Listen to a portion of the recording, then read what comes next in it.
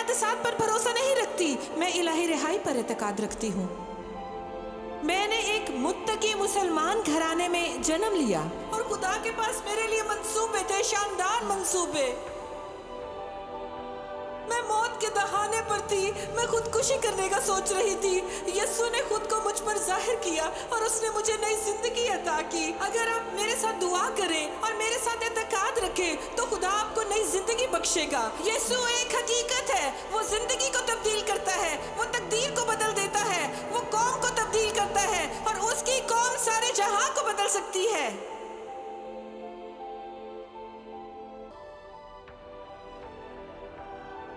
दोस्तों, पुरजोश सलाम। अपना मुंह गूंगे के लिए खोल उन सब की वकालत को जो बेबस हैं, उनके लिए यकीनी इंसाफ जो कुचले जा रहे हैं। ये इमसाल 31 बाब की 8वीं आयत में लिखा है। 9वीं आयत जारी रखते हुए फरमाती है, अपना मुंह खोल, रास्ते से फैसला कर और मस्कीनों और मोहताजों का इंसाफ कर। आज मैं आपके साथ हीरोज के बारे में बात करूंगी। हीरो बनने के लिए क्या चाहिए, या एक दुनिया तब्दील करने वाला। मैंने सुना कि आपने हौसला कहा। हाँ, आपको बदी को ना करने के लिए हौसले की जरूरत है। हौसला ऐसी ज़हनी कैफियत है जो किसी शख्स को मुश्किल, मुखालफत, खतरे और दुख में खुद गर्ज और खौफ की हालत में बर्दाश्त की कुव्वत देती है। आपको कामिल यकीन की भी जरूरत होती है। आप इस लानती दुनिया में बहुत दर्द और मसाइब देखते हैं। हम बहुत सी तारीकी और तशद्दुद देखते हैं। हम अपने माँ बाप से कभी ना मिलने वाले भूखे मरने वाले बच्चों को देखते हैं। शुमारियात के मुताबिक लाखों लोग हैं, उनमें बहुत से बच्चे हैं जो हर साल भूख से मर जाते हैं। लाखों लोगों को पीने का साफ पानी मुयस्सर नहीं। ना इंसाफी है। बच्चों से बदसलूकी, बच्चों की गंदी तस्वीरें और बच्चों की स्मगलिंग सब साल ब साल बढ़ रही है और इंसानी स्मगलिंग बढ़ रही है और ये दुनिया हर दिन खतरनाक और बदकारी का ठिकाना बन रही है। मुझ समेत सब पूछ रहे हैं, मैं क्या कर सकता हूँ, मैं इसे कैसे बदल सकती हूँ। मुझे आपके बारे में इल्म नहीं, लेकिन मैं जिम्मेदारी महसूस करके खुद से पूछती हूँ।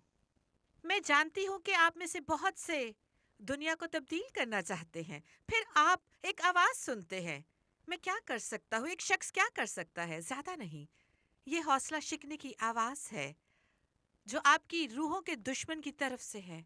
दुश्मन चाहता है कि भलाई करना और खुदा की बादशाही में काम करना बंद कर दे। आज मैं आपका तारुफ एक लेजेंड खातून से करवाना पसंद करूंगी, जो सिर्फ एक खातून है लेकिन वो हजारों जिंदगियों में तब्दीली लाई। बैरोनीस कैरोलाइन कॉक्स। वो बरतानिया की पार्लियामेंट की मेंबर है। वो इंसानी हकूक की अलंबरदार है। वो सताए जाने वाले गिरजों की नवा है और वो बहुत सौ के नजदीक हीरो है। कम से कम वो मेरी हीरो तो है। वो बदी और हर तरह की नाराजगी के खिलाफ डट जाती है। मिसाल के तौर पर 1990 में उन्होंने सूडान में हजारों गुलामों को खरीद कर उन्हें आज़ादी दिलाई। उन्हें इस शानदार काम की वजह से सताया गया। उन पर इल्जाम लगा कि वो गुलामों को खरीद कर उनका व्यापार करती हैं क्योंकि उन्होंने गुलाम खरीदे थे। उन्होंने अपने नकादों से कहा, अगर तुम्हारे पास कोई और हल है तो उसके मुताबिक करते हैं। क्योंकि आपके पास कोई और हल नहीं, इसलिए मैं उन्हें खरीदूंगी और उन्हें आज़ादी दूंगी। उसे अपनी दुनिया को तब्दील करने की शदीद ख्वाहिश के बायस सताया गया क्योंकि वो गुलामी का खात्मा करने और सताए गए गिरजों की नवा बनना चाहती थी। जब आप सच्चाई और रास्तबाजी की खातिर डट जाते हैं तो लोग आपको सताएंगे। उसकी कीमत है। दुनिया को बेहतरी के लिए तब्दील करने की कीमत उस पर लिखी गई है। यहाँ पर बैरोनीस कॉक्स और उनकी काविशों के बारे में आला ओहदेदारान के कुछ इक्तबासात हैं। इस घर में हर कोई आला मंच बेरोनीस के कामों के सबब से उनकी तारीफ करता है। मोहतरमा कॉक्स और ख़ास तौर पर उनकी सूडान में खिदमत की। उनकी खिदमत पूरे मुल्क में शहरियों पर NIF की हुकूमत की मुसल्लत करदा बदी को रोशनी में लाई है, ना कि जो सिर्फ जनूब में है। Lord Ebury Sudan debate. एक और, मेरा ईमान है कि अज़रबैजान और आर्मीनिया आने मुसीबत और बर्बादी तक का शिकार इलाकों में जाने, तशद्दुद और फाकों के शिकार दोनों मुआशरती रवायात के लोगों से उनकी गुफ्तगू और उनकी नुमाइंदगी करने में उनकी हिम्मत एक दिन तारीख की किताबों में लिखी जाएगी। Lord Archer of सैंडवेल। Lord Longford ने कहा, उनके पास ज़मीर की कुव्वत है।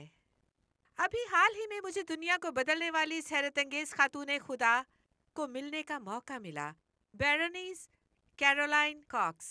जबकि उनके साथ मेरे इंटरव्यू को देखने के दौरान मेरी आपके लिए दुआ है कि रूल कुद्स आपके दिलों में बताए कि आपको कब और कहाँ नाइंसाफ़ी के खिलाफ उसकी सच्चाई पर डट जाने की ज़रूरत है। आपको खुदा की मदद मिल सकती है, आपको उसकी हिम्मत मिल सकती है, आपको खुदा से बेबाकी मिल सकती है, ताकि यीशु के नाम में जो कल, आज और अबद तक यकसा है, वो अंजाम दें जो दुरुस्त है। मेरे दोस्तों, खुदा का कलाम हमेशा कायम रहता है, इसलिए आप उसका कलाम इस्तेमाल कर सकते हैं और बदी के खिलाफ डट जाने के लिए उस पर भरोसा कर सकते हैं। अजीज़ा बैरोनीस कॉक्स, क्या आप हमें अपने और अपने पस मंज़र के बारे बराए करम कुछ बताएंगी? सबसे पहले आपसे मिलने का शुक्रिया। अपने बारे में मैं हमेशा यही कहती हूँ, अगर मुझे तारुफ का कहा जाए, इरादे के लिहाज से मैं एक नर्स और सर्जन साइंटिस्ट हूँ। यही मेरी सारी जिंदगी का मकसद रहा है और हैरानगी से बैरोनीस हूँ। अब इस कदीम मुल्क में आपको नवाब बनने के लिए हाउस ऑफ लॉर्ड से मुंतखब होना पड़ेगा। ये अमरीकी सेनेट के मुसावी है। मैं सियासत में ना थी, मैं इस दुनिया का हिस्सा ना थी। दर हकीकत ये एजाज पाने वाली मैं पहली खातून हूँ और सुबह को उठते ही अपने आप को एक नवाब के तौर पर आईने में देखना एक अचंभे की बात है। और मैं खुदावन से कहती हूँ, ठीक है, ये अच्छा मौका मैं इसे कैसे इस्तेमाल करूँ। और मेरा ख्याल है मुझे बड़ा वाज़े कलाम मिला ताकि ब्रिटिश पार्लियामेंट में खिताब कर सकूं और बे आवाज़ों की आवाज़ बनने के लिए अच्छी जगह थी और उनके लिए आवाज़ उठाऊं जो खुद के लिए नहीं बोलते। और लॉर्ड होने के इस अजीम एजाज़ को मैं इस तरह इस्तेमाल करती हूँ। हाँ, मैं आपका शुक्रिया अदा करना चाहती हूँ कि आपने मुझे इंटरव्यू करने का एहसास बख्शा और इज़्ज़त अफजाई की, क्योंकि मैं मशरिक़ वुस्ता की कहानियों के बारे में बहुत पढ़ती हूँ। जैसा कि आप कह सकती हैं कि बेनवाओं की आवाज़ बनकर आपने इंसानी बहबूद और मसीही खिदमत के काम किए और मुझे आपकी जहाद के खिलाफ तकरीर सुनने का एहसास हासिल है। और एक मरतबा मैंने खुद से कहा कि मैंने कभी किसी मगरबी शख्स को जिहाद के बारे में यूं वजाहत करते नहीं सुना और मैं चाहती हूँ कि आप एक मर्तबा फिर वही तकरीर करें। आपने 8 इक़साम के जहाद बयान किए थे, सही? क्या आप फिर हमें जहाद के बारे में बताएंगी? जी, सबसे पहले मुतक्की मुसलमानों के मुताबिक जिहाद का रूहानी मतलब है बेहतर जिंदगी की जुस्तजू, और मेरा ख्याल है कि हम सब मसीही इससे इत्तफाक करेंगे। लेकिन जिहाद की एक किस्म और भी है जिसका मकसद फतह करके कब्जा करना है। मेरा ख्याल है कि बरतानिया में रहने वाले हम सब देख सकते हैं कि हमारे माशरे में चंद मुसलमान अफराद सियासी तौर पर कितने मुतहर्रिक हैं। हम उन्हें जहादी भी कह सकते हैं। वो जमहूरियत को तबाह कर रहे हैं उसी के असूलों को इस्तेमाल करते हुए, और बुनियादी आज़ादियाँ मुतबर्रक जानकर हिफाजत करना। मैं इस बात पर जोर देना चाहूँगी कि हमारे मुसलमान शहरों की बड़ी अक्सरियत अमन पसंद और कानून पसंद है। दुनिया भर में बड़े मेहमान नवाज हैं ये, लेकिन यहाँ पर सियासी तौर पर मुतहर्रिक इस्लामी लोग हैं और मेरा ख्याल है हमें इनके कामों से खबरदार रहने की ज़रूरत है, क्योंकि हम विरसी बेशकीमत रूहानी और माशरती और सियासी तौर पर विरसा रखते हैं जिसे हम अपनी आइंदा नस्लों को देना चाहते हैं। और हम सियासी इस्लामिस्ट ग्रुप के कामों को मुख्तलिफ तरीकों से देख सकते हैं। सबसे पहले हम देखेंगे सियासी जिहाद को, جمہوریت کی آزادی کو متبرک سمجھے جانے والی چیزوں کی حفاظت کے لیے ختم کرنے کی کوشش کرنا۔ اور چند سال ہوئے برطانیہ میں سیاسی جنگ بڑھ گئی ہے۔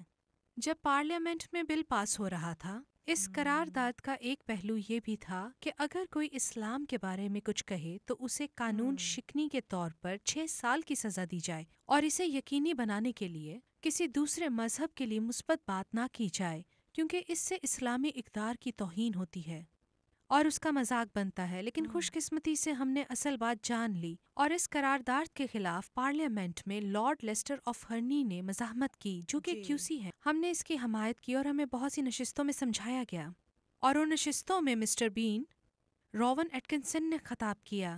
وہ بالکل بھی مذاق کے موڈ میں نہ تھے، وہ بہت سنجیدہ تھے۔ بالکل صحیح۔ اور ایک مشکل یہ بھی ہے کہ اگر آپ اسلام کو چیلنج کرتے ہیں تو آپ پر نسل پرست ہونے کی تنقید ہوگی۔ بالکل صحیح۔ اور اس سے پہلے کہ وہ قرارداد پارلیمنٹ میں پیش ہو، میں نے نیگرو اور ایشیا کے لوگوں سے بات کی، خاص طور پر چرچز سے، اور اس قرارداد پر پہلی بحث کے دوران انہوں نے پارلیمنٹ کے باہر ایک مظاہرہ کیا، ایک شاندار مظاہرہ۔ انہوں نے پارلیمنٹ کے گرجا گھر میں حیرت انگیز برکت کے گیت گائے، اور میں پارلیمنٹ میں کھڑے ہو کر یہ کہنے کے قابل ہوئی کہ میں اس قرارداد کے اس حصے کی مخالفت کرتی ہوں، کیونکہ یہ بنیادی آزادی کے لیے بنیادی دھمکی ہوگی۔ آپ ہمیں نسل پرست نہیں کہہ سکتے، کیونکہ دیکھیں باہر کون مظاہرہ کر رہا ہے۔ بالکل۔ وہ اصلاحات ہاؤس آف لارڈز میں پیش ہوئیں اور پھر انہیں ہاؤس آف کامن میں لایا گیا، اور ٹونی بلیئر کی انتظامیہ میرے خیال میں برطانیہ کی مسلم کونسل کے زیر دباؤ تھی۔ سیاسی اسلامی تحریک نے آزادی کی اصلاحات کو مٹانے کا فیصلہ کر رکھا تھا۔ نیگرو چرچز نے پھر مظاہرہ کیا اس دوپہر کو۔ انہوں نے لیبر پارٹی کے 9 اراکین کو ووٹ دینے پر آمادہ کیا، پارلیمنٹ کی آزادی کی اصلاح کے حق میں۔ جب ووٹ گنے گئے تو پہلا ووٹ 10 ووٹوں سے ہارا، اور پھر برطانیہ کی آزادی دھاگے سے لٹکی تھی، اور آزادی تباہ کرنے والی قرارداد 1 ووٹ سے ہار گئی۔ خدا ایک اچھا ریاضی دان ہے، وہ ظاہر کرتا ہے کہ ہمیں اپنی آزادی، بولنے کی اور بنیادی آزادی کے بارے میں خبردار ہونا چاہیے۔ اس ملک میں اور بھی باتیں ہیں جن کے لیے ہمیں فکر مند ہونا چاہیے، اور وہ جہاد کی دیگر اقسام ہیں۔ مالی جہاد۔ ہمارے 3 وزیر اعظم بلیئر، براؤن اور کیمرون سب کہہ چکے ہیں کہ وہ برطانیہ کو دنیا کا شرعی مالی دارالخلافہ دیکھنا چاہتے ہیں۔ یہ بہت ہی پریشان کن ہے، کیونکہ اس سے بہت الجھاؤ ہوتا ہے۔ دیکھیں، معاشی جہاد کے بعد ثقافتی جہاد ہوتا ہے، خاص طور پر سعودیہ عرب سے کثیر سرمایہ کاری۔ یونیورسٹیاں اور اسکول اسلامی ایجنڈا اپنا رہے ہیں، خاص طور پر لشکر کشی۔ کسی کو انہیں ان کی فوجی مصلحت پر داد دینی چاہیے۔ مذہبی مدارس۔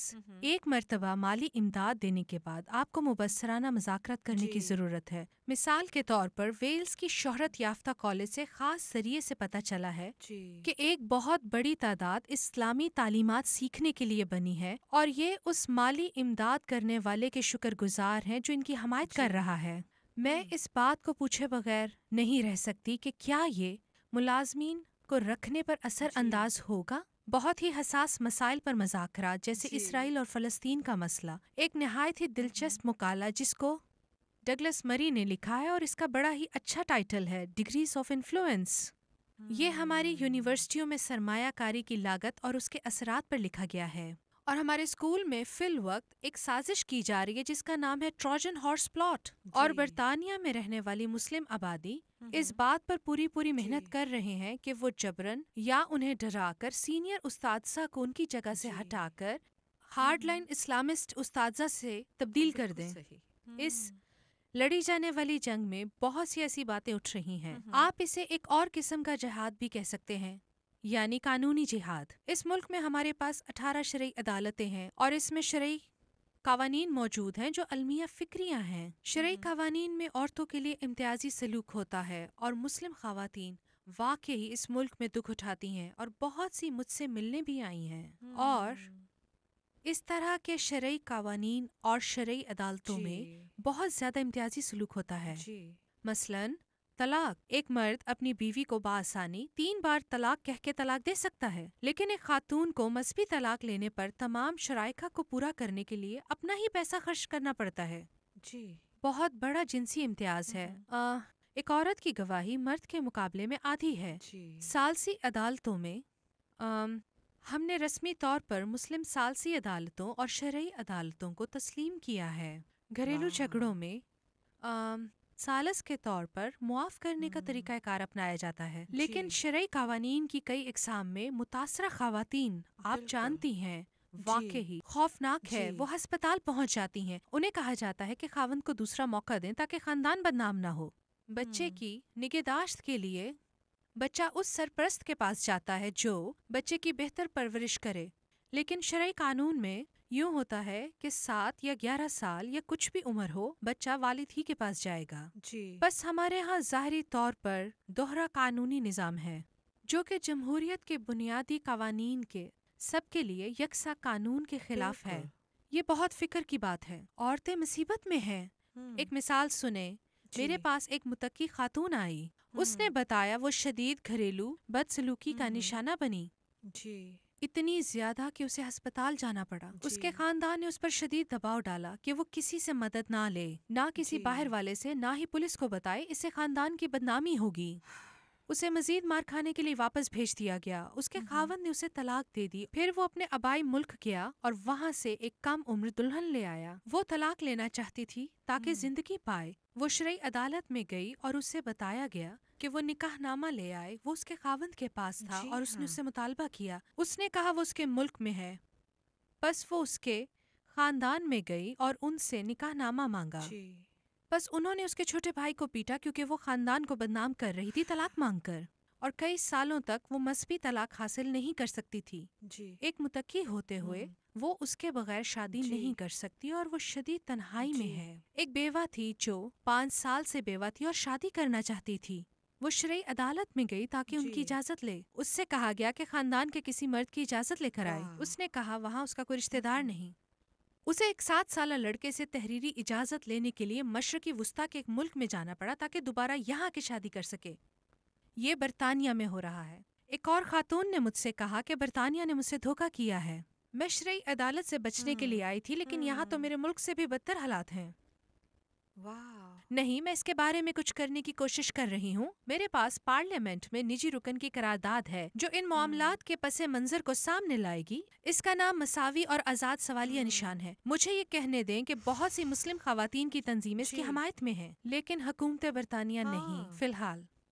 یہ اس ملک کا دوسرا حقیقی مسئلہ ہے۔ جی مختصراً، جہاد کی دوسری اقسام میں سے ایک انسان دوست جہاد ہے۔ میں اس شعبے میں بہت کام کرتی ہوں، خاص طور سے ایسے ممالک میں جیسے سوڈان، نائجیریا، اور میں سوڈان میں تھی، جنوبی سوڈان میں بہت مرتبہ گئی، اور جب خارطوم میں جنگ چھڑی تھی جنوب کے خلاف، جس میں 20 لاکھ لوگ مرے اور 40 لاکھ بے گھر ہوئے، اور پھر ہمیں وہ خاندان ملے جو مشکل میں تھے اور مر رہے تھے، نہ ان کے پاس کھانا تھا نہ دوائیاں۔ انہوں نے کہا کہ ہم خارطوم کی حکومت کے پاس جائیں گے اور ان سے کہیں گے کہ ہمیں یہ سب چیزیں دیں، اس کے لیے ہمیں اسلام قبول کرنا ہوگا، جو ہم ہرگز نہیں کریں گے۔ ہم مسیحی ہیں اور ہم اسی طرح جینا اور مرنا چاہتے ہیں۔ کتنی مشکل گھڑی ہے اپنے ایمان کے لیے اپنے بچے کو قربان کرنا، کس قدر اذیت ناک بات ہے یہ۔ اور فی الحال جنوبی سوڈان کے چرچز کے لیے ایک بڑا المیہ فکریہ یہ ہے کہ بہت سے اسلامی امداد کی تنظیمیں انسان دوستی کے روپ میں موجود ہیں، لیکن بے شک ان کی امداد شرائط کے ساتھ ہیں۔ اور وہاں رہنے والے ہمارے مسیحی دوست پوچھتے ہیں کہ مسیحی مشنز کہاں ہیں؟ ایک چرچ تھا جو اسکول اور کلینک تھا، ایک چرچ، ایک اسکول اور ایک کلینک، اور اب آپ دیکھتے ہیں ایک اسکول، ایک کلینک اور ایک مسجد۔ کہاں ہیں مسیحی مشنز؟ اور جہاد کی 2 اقسام اور بھی ہیں، مختصراً بتاتے ہوئے۔ ایک ڈیموگرافک ہے، بالکل صحیح۔ یوگینڈا میں یہ بہت زوردار ہے۔ یوگینڈا کے ایک چرچ رہنماؤں نے بتایا کس طرح ایک مسلمان رہنما نے ان کو کہا یہ بالکل ٹھیک ہے، تم مسیحی لوگ اپنے ایک شادی والے عقیدے پر قائم رہو، ہم کئی شادیاں کریں گے، ہر مسلمان 4 شادیاں کرے گا اور کم از کم 8 بچے ہوں گے، ہر مسلمان کے گھر 32 بچے ہوں گے اور ہم یوگینڈا مسخر کر لیں گے۔ اور آپ دوسرے ممالک میں بھی ایسا دیکھ سکتے ہیں۔ اور پھر بے شک عسکری جہاد ہے، اور ہمارے پاس تنقیدی مواد ہے، اور پھر سنگ دلی اور عسکری جہاد۔ بے شک ہم نے سوڈان میں دیکھا پہلی جنگ کے دوران تقریباً 20 لاکھ اموات ہوئیں، اور نیوبا پہاڑوں میں 40 لاکھ لوگ بے گھر ہو گئے، ڈارفور میں، اور اب خارطوم میں یہ جاری ہے۔ میں اسے نسل کشی کہتی ہوں۔ نیوبا ماؤنٹینز میں میں وہاں جا چکی ہوں، میں نے وہاں پر جہازوں کو اڑتے ہوئے دیکھا ہے، میں نے جی بوم سے بننے والے جی گڑھے دیکھے ہیں، میں نے دیکھا ہے کہ یہ شہری ہدف کو ٹارگٹ بناتے ہیں، جو اسکول جی ہیں، مارکیٹس ہیں۔ جی یہ ہے اصلی جہاد۔ 5 لاکھ لوگ ہوں ایسی غاروں میں چھپے ہیں جہاں زہریلے ہوں سانپ ہیں، دریاؤں کے کنارے یا جنگلوں میں جی ہیں، اور ہزاروں کی تعداد میں جنوبی سوڈان ہوں سے لوگ فرار ہو گئے۔ یہ عسکری جہاد ہے۔ ہم بوکو حرام کو شمالیہ نائجیریا میں دیکھتے ہیں اور جو کچھ وہاں ہو رہا ہے، واہ اور بہت سی ایسی چیزیں ہو رہی ہیں جن کے لیے ہمیں جاگنا ہوگا، ہوش میں آنا ہوگا، سمجھنا بالکل ہوگا، صحیح اور امتیاز اور حکمت کے ہوں لیے دعا کرنی جی ہوگی۔ ہم ریت پر کیسے لکیر بنا سکتے ہیں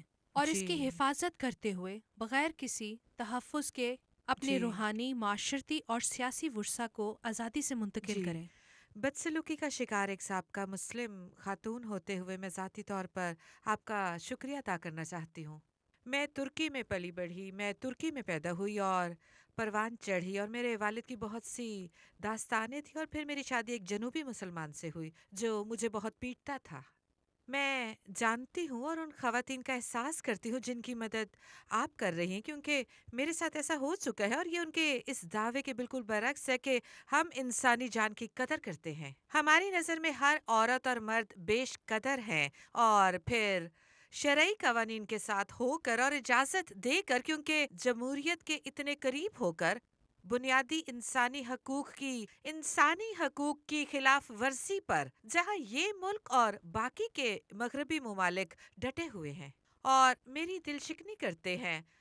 آپ ستائے جانے والے گرجوں کی بھی آواز ہے، اور ستائے جانے والوں، بدنصیبوں اور بدسلوکی کا نشانہ بننے والوں کی آواز بننے پر آپ کو بھی ستایا گیا۔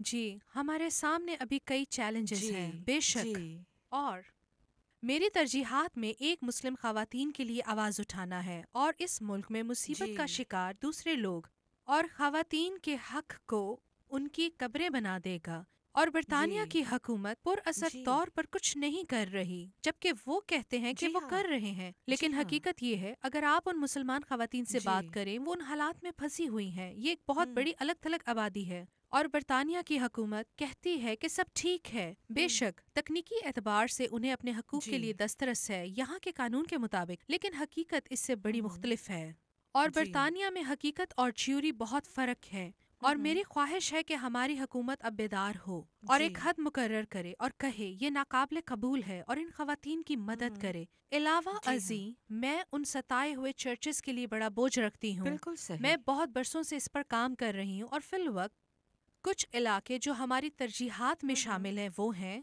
سوڈان اور جی جنوبی سوڈان میں ہونے والے المناک واقعے، ہوں نائجیریا اور شمالی نائجیریا میں جی بھی 12 ریاستوں نے شرعی قانون مان لیا ہے اور ہوں مسیحیوں کے ساتھ امتیازی سلوک ہو جی رہا ہے۔ گزشتہ 2 دہائیوں سے ہوں ہزاروں مسیحوں کو قتل کیا گیا، جی سینکڑوں گرجا گھر تباہ کیے گئے، اور حال ہوں ہی میں بوکو حرام نے حالات اور زیادہ بدتر بنا دیے۔ میں کئی جی مرتبہ شمالی نائجیریا میں گئی، تباہ شدہ گرجا گھروں کو دیکھا، اور وہاں پر رہنے والے بہادر مسیحوں سے ملی ہوں جو وہی ہیں اور ہوں وہاں سے جانا نہیں جی چاہتے کیونکہ خدا نے ان کو وہاں رکھا ہے، اور وہ وہاں پر بہت ہی بھیانک انداز سے مصیبت کا شکار ہیں۔ ہمیں ایک ای میل ملی ہمارے دوست سے جو وہاں پر بشپ ہیں، وہ لکھتے ہیں کہ وہاں پر ہونے والی موتوں کا حساب لگانا مشکل ہے، واو اور اس سال پہلے ہی بہت سی شہادتیں ہوئیں اور پچھلے سال جی بھی، لیکن یہ خدا کی عزائے رسانی کی حد جی ہے اور اس کے لوگوں کی بہادری اور عزت نفس ہوں کمال ہے۔ وہاں پر ایک بشپ جو ہمارے دوستوں میں سے ایک ہیں، ان کی بیوی کے ساتھ ہولناک ہاں بدسلوکی جی کی گئی۔ وہ بشپ کو قتل کرنے گئے، وہ وہاں نہ تھے، بس انہوں نے ان کی بیوی کے ساتھ اجتماعی زیادتی کی، انہوں نے شیشے کے ٹکڑوں سے اور ہاں لکڑی جی کے ٹکڑوں سے اسے گھائل کیا، انہوں نے اسے اس درندگی سے روندا کہ وہ اندھی جی ہو گئی۔ اب میں یہ کہتے ہوئے راحت محسوس کرتی ہوں کہ امریکہ میں خدا نے ہوں اس کی بینائی بحال کی، جی لیکن مجھے بشپ کی ای میل بھولنی نہیں چاہیے۔ وہ اس وقت بیرون ملک تھے ہوں اور اسی وقت وہ واپس گئے۔ اگلے روز انہوں نے مجھے ای میل بھیجی جس میں لکھا تھا، میں 24 گھنٹے پہلے پہنچا تھا، مجھے بیٹھ کر ہوں سوچنے اور دعا کرنے کا وقت ملا۔ ہم جی خدا کی تعریف کرتے ہیں کہ ہم اس کی بادشاہی کے لیے ستائے جانے کے لائق ٹھہرے، اور ہم سب ان کی بیوی گلوریا کے لیے دعا کرتے ہیں کہ ان کی ساری تکلیف، ذلت، دکھ خدا کے جلال اور بادشاہی کے لیے استعمال ہو، ان کے چرچ کو جی مضبوط ہاں۔ کرنے کے لیے ہو۔ واہ! اپنی مصیبت میں خدا جی، کی تعریف کرنا، جی ہاں۔ وہ ایسا کرتے ہیں۔ میرا مطلب ہے ستائے جانے والے چرچ میں ہوں، وہ ایسی شادمانی سے خدا کی پرستش کرتے ہیں۔ جی، مغرب میں ہمارے موجود چرچ بہت سرد ہیں ان کے جی، مقابلے میں۔ میرا خیال ہے کہ واقعی خدا مشکل میں رہ کر ہمارا ساتھ دیتا ہے، لیکن ان کی مشکل حقیقی ہے، جی ہاں۔ اور اس وقت سوڈان میں ان کی مصیبت بہت وسیع پیمانے پر ہے۔ صدر البشیر خارطوم کے صدر پر بین الاقوامی عدالت نے الزام لگایا ہے۔ اس نے جواب دیا کہ وہ جمہوریہ سوڈان کو متحدہ عربی اسلامی قوم میں بدلنا چاہتا ہے، لہٰذا وہ افریقیوں کے خلاف نسل کشی کر رہا ہے، جس میں کچھ مسلمان ہیں اور جی، مسیحی بھی شامل ہیں، جن میں اچھے اور برے لوگ دونوں شامل ہیں۔ لیکن جی، خارطوم میں عزائے رسانی جاری ہے۔ برما کے علاقوں میں بھی ہم کام کر رہے ہیں۔ جی، ہر کوئی سوچتا ہے کہ برما میں سب کچھ حسین ہے، جی، لیکن ایسا نہیں ہے۔ علاقے کے گرد نسلی قبائلی گروہ ہیں۔ ہم کسی بھی عقیدے کے لوگوں کے لیے کام کرتے ہیں۔ میرا خیال ہے کہ مسیحی محبت بغیر کسی جی، شرط کے ہونی چاہیے۔ وکالت اور مدد ہر ایک کے لیے ایک جیسی ہونی چاہیے۔ روہنگا کے مسلمان مصیبت اٹھا رہے ہیں، ہم ان کے لیے بولتے ہیں۔ شان کے لوگ بہت مصیبت میں ہیں، وہ بدھ مت جی سے ہاں۔ ہیں، ہم ان کے لیے کام کرتے ہیں۔ کچن کے مسیحی عسکری حماقت اور مظالم کا شکار ہیں، لیکن وقار کے لیے جی، ایک اقتباس ہے۔ میری ایک خاتون سے بات ہوئی، وہ جی کورن ضرور۔ خاتون تھی اور کورن کے قبیلے سے تعلق رکھتی تھی۔